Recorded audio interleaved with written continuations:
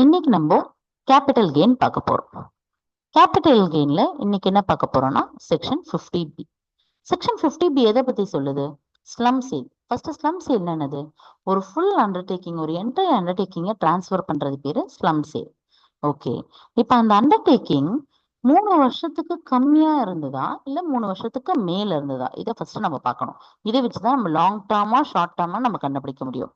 ஆமா, இந்த அண்டர்டேக்கிங் 3 இயர்ஸ்க்கு மேல இருந்திருக்கு அப்படின்னா then it is called a long term capital gain.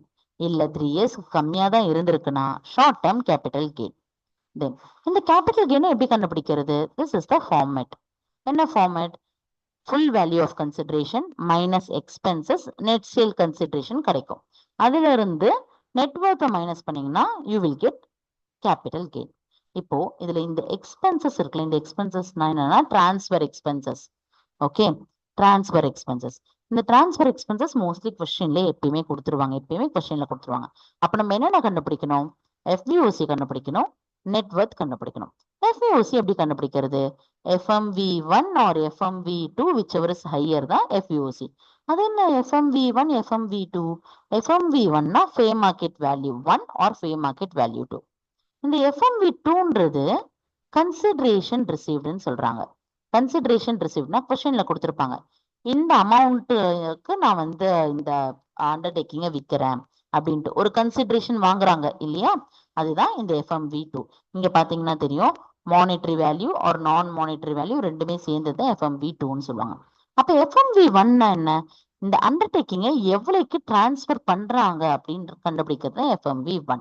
இது ரெண்டுத்தையும் கண்டுபிடிச்சு ரெண்டுத்துல எது ஹையரா இருக்கோ அதுதான் FVOC. ஓகேவா? இப்ப FMV1 எப்படி கண்டுபிடிக்கலாம்னு பார்க்கலாம்.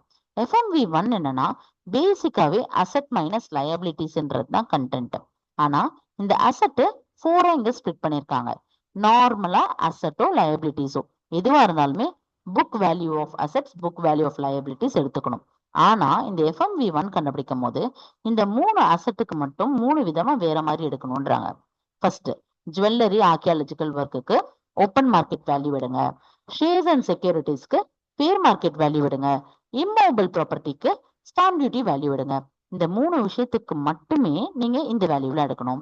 மற்ற எல்லா அசெட்டுக்குமே புக் வேல்யூ எடுத்தா போதும்.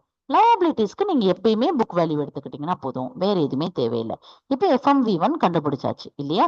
ஏன்னா இந்த A plus B plus C plus D இது 4த்தையுமே பிளஸ் பண்ணி லயபிலிட்டிஸ் எல்ல மைனஸ் பண்றது தான் இந்த FMV1. இப்போ FMV1 கண்டுபிடிச்சதுக்கு அப்புறம் என்ன பண்ணணும்? இது ரெண்டுத்துல எது ஹையர்ன்னு பார்த்து அந்த வேல்யூவை FVOCல போடணும். இப்போ FVOC கிடைச்சாச்சு, எக்ஸ்பென்சஸும் நம்ம மைனஸ் பண்ணிட்டோம்னா நெட் சேல் கன்சிடரேஷன் கிடைச்சிடும். இப்போ நம்ம பார்க்க வேண்டியது நெட்வொர்த் தான். நெட்வொர்த் எப்படி கண்டுபிடிக்கிறது? This is also asset minus liabilities. ஆனா இந்த அசெட்லயும் லயபிலிட்டிஸ்லயும் என்ன வேல்யூ எடுக்கணும்ன்றது பார்க்கணும். எப்பயுமே நான் சொல்ற மாதிரி அசெட்டுக்கும் சரி லயபிலிட்டிஸ்க்கும் சரி, இங்க பாருங்க, லயபிலிட்டிஸ்க்கு புக் வேல்யூ தான் நம்ம எடுக்கிறோம், அசெட்டுக்கு அதர் அசெட்ஸ்க்கு புக் வேல்யூ எடுக்கிறோம். டெப்ரிஷியபிள் அசெட்ஸுக்கு இந்த நெட்வொர்த்துக்கு மட்டும் நம்ம இதை பண்ணணும். டெப்ரிஷியபிள் அசெட்ஸுக்கு WDV எடுக்கணும். இன்கேஸ் செல்ஃப் ஜென்ரேட்டட் குட்வில்லாவோ இல்ல கேபிட்டல் அசெட் அண்டர் செக்ஷன் 35ADல இருந்ததுன்னா அப்ப நம்ம எந்த வேல்யூ எடுக்க தேவையில்ல, நில்லுன்னு எடுத்துக்கிட்டா போதும். ஓகேவா?